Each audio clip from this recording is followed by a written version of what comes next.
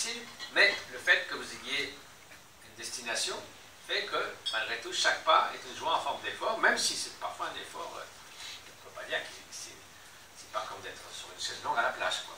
Vous vivez depuis combien de temps maintenant en Népal? Ça va bientôt faire un demi-siècle. Enfin, au Népal, non, dans l'Himalaya, parce que j'ai vécu à Darjeeling longtemps, au Bhoutan pendant 8 ans, j'étais presque une trentaine de fois au Tibet. Voilà.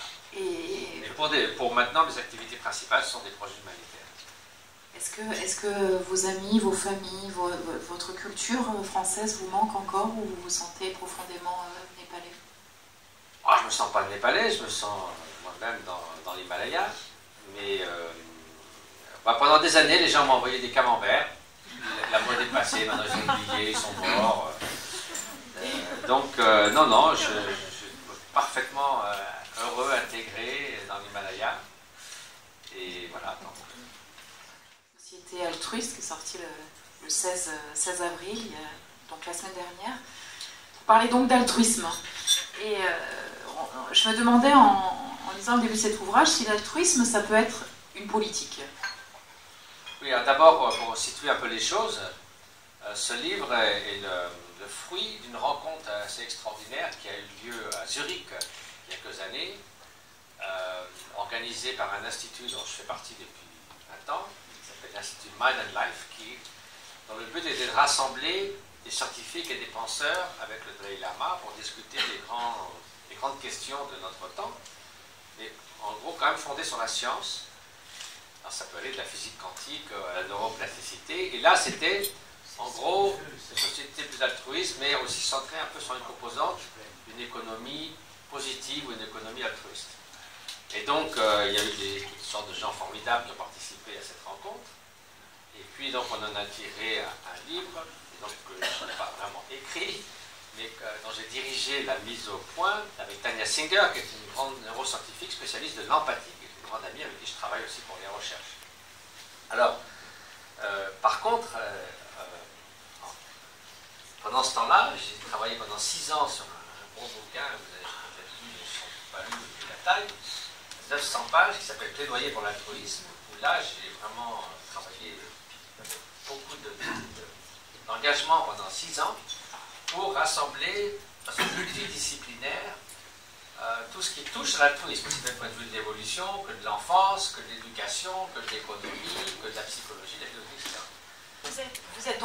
Vous plaidez en faveur d'une économie altruiste, et ma question était de savoir si on peut faire de l'altruisme une politique. Oui, alors, évidemment, mais on ne peut pas, ce qu'on appelle, on pourrait dire, une approche normative, c'est-à-dire on va dire aux gens, c'est comme pour le bonheur.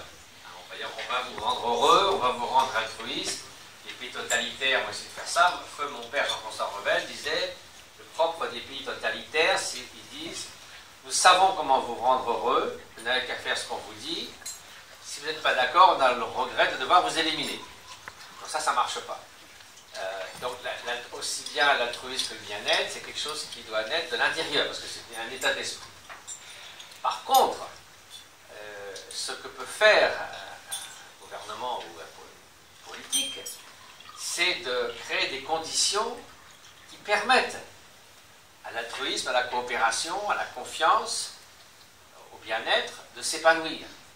C'est-à-dire d'éviter que, disons, une minorité de personnes qui, des francs-tireurs, et on voit ça très bien dans l'économie, en gros, détournent complètement le système, bien qu'il soit une minorité, de sorte que tout le monde, finalement, vole bas. Et ça a été montré, d'ailleurs, il y a une étude dans ce livre. Un des participants était Ernst Fehr, qui est un professeur d'économie, qui fait de la recherche en économie appliquée à l'Université de Zurich, qui est un nobelisable de l'économie, et qui a montré, en fait, que contrairement aux idées reçues, on dit que les gens ne sont pas confiance, dans le milieu économique, donc la théorie classique de l'économie, c'est vraiment économie plus, c'est maximiser à tout prix vos préférences et vos intérêts personnels. Donc vous avez intérêt, évidemment, à quitter la voiture à vous dès que c'est possible. Mais est-ce que c'est pas une caricature de l'être humain? Donc il a voulu mettre ça, parce que les théories c'est très joli, mais ce qu'il y a bien avec la science, c'est qu'on peut voir si c'est vrai ou pas. Donc il a mis des gens dans des situations en échanger au laboratoire avec un jeu, une équipe de 10 personnes anonymes. Pour vous donner rapidement de toute façon, comment ça se passe, chacun investit par exemple 20 euros, et s'il coopère, il décide de coopérer pour un projet commun, donc il faut faire confiance aux autres parce que c'est anonyme, le laboratoire double la mise. Donc si tout le monde coopère, vous avez le double. Okay. Il y a des petits malins qui peuvent se dire, moi je garde mes 20 euros, les autres vont coopérer, donc je vais recevoir 30 euros, donc je ne bouge pas, c'est ce qu'on appelle les profiteurs. Donc, il n'y a pas une économie totalement dérégulée, c'est ce qui se passe.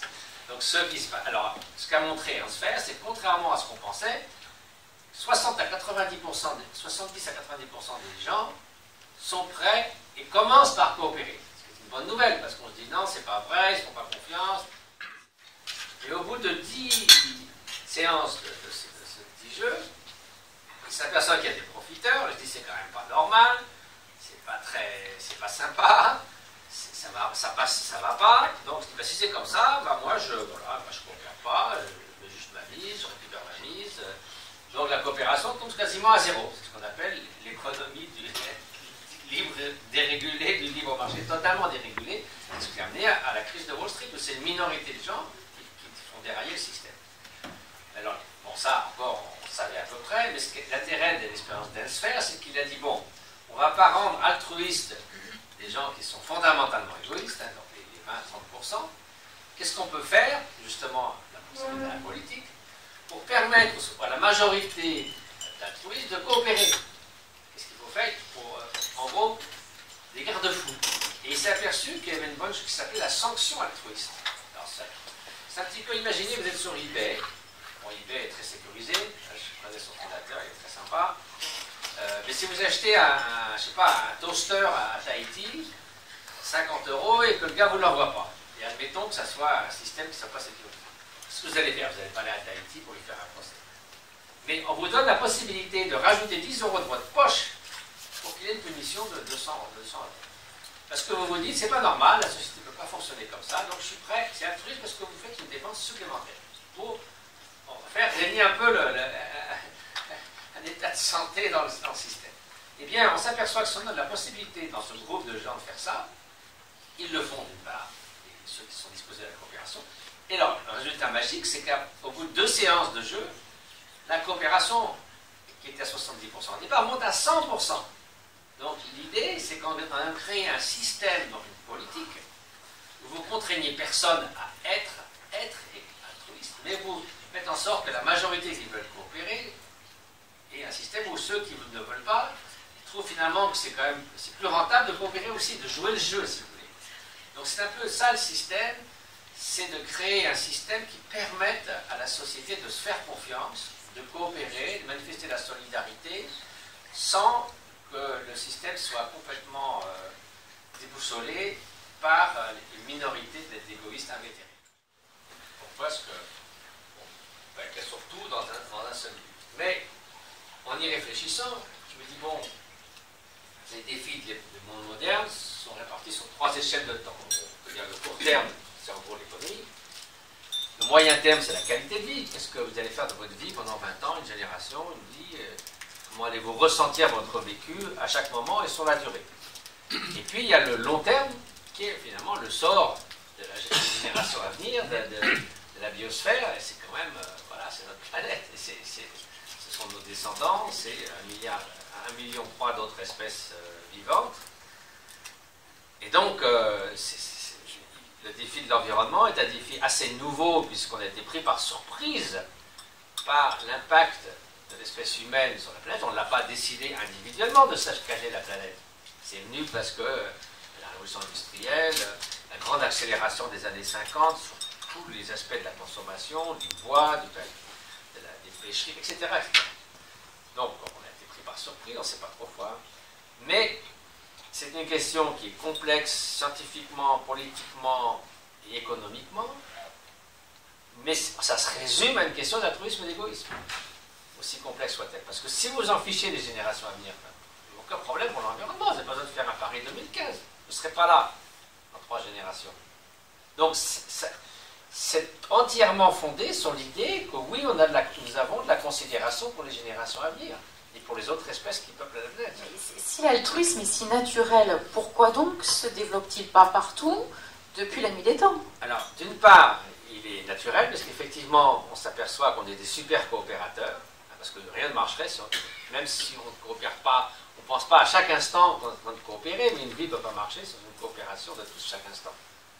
Ce n'est pas formulé dans chaque geste, mais c'est en fait un état de fait. Deuxièmement, toutes les études, contrairement aux idées reçues des années du milieu du XXe siècle, c'est que les enfants sont beaucoup plus portés à la coopération que le contraire. Ça, ça a été montré, encore une fois, par toute une série d'expériences très, très ingénieuses. Non seulement ça, mais on s'est aperçu aussi que même des bébés de 8 mois, on pouvait montrer qu'ils préféraient, on leur montre des figurines ou des petites boules qui cèdent ou qui se font des obstacles, et après on voit où se porte leur regard ou vers quel objet ils tendent la main. Et systématiquement, 95% préfèrent l'objet qui a été aidant que celui qui a interrompu, qui a empêché, ou des marionnettes qui se comportent mal vis-à-vis des autres par rapport à une qui aide. C'est pas par rapport à eux, ils préfèrent tous la marionnette prosociale, si vous voulez. On a aussi pu montrer chez des enfants de 2 ans, en donnant des bonbons ou autre chose, et en les filmant, si on leur donne le choix, il a 2 enfants, on donne un bonbon, ils disent, tu veux que je le donne à l'autre ou pas? Dans certains cas, ils disent, oui, donne-le à l'autre, et on filme leurs expressions, et on voit qu'ils sont nettement plus heureux quand ils décident de donner à l'autre que quand ils le prennent. En plus, on oublie la banalité du bien, c'est-à-dire qu'on est choqué quand il y a des choses terribles, des attentats, des actes d'égoïsme évident ou de violence, mais on oublie que la majeure partie de notre existence, telle que nous la vivons au jour le jour, est quand même tissée d'actes de gentillesse, de convivialité, de ce qui fait que la vie n'est pas un enfer. Et en fait, on s'attend, ce qui montre que c'est naturel. Si vous êtes dans une campagne perdue, vous crevez, qu'il y a un paysan à côté, si vous voyez qu'il a sa camionnette et qu'il a un cric, et puis que vous lui demandez qu'il vous refuse, vous trouvez pas ça normal, vous dites quel horrible bonhomme. Donc, ça veut dire que si tout le monde était vraiment égoïste, on se trouve ça normal qu'il ne vous le prête pas. Donc c'est quand même beaucoup plus normal. La plupart des gestes sont plus des gestes de coopération, de bienveillance, et on est toujours frappé par les gestes extrêmes dans l'autre sens, parce qu'ils frappent davantage l'imagination. C'est pour ça aussi que c'est ça qu'on voit dans les médias, parce que 100 personnes qui coopèrent toute une journée pour faire quelque chose de bien, en gros, ça ne fera pas la une des journaux télévisés. Si une de ces personnes va cambrioler une banque ou attaquer une vieille dame dans la rue, vous êtes sûr que vous aurez votre heure de gloire. Donc c'est un peu ça, c'est le syndrome du mauvais monde, c'est qu'on est, juste un chiffre, une personne de 20 ans, en Europe comme aux États-Unis, aura vu 40 000 meurtres à la télévision à l'âge de 20 ans. Et on a peut-être vu un meurtre dans sa vie, c'est très rare,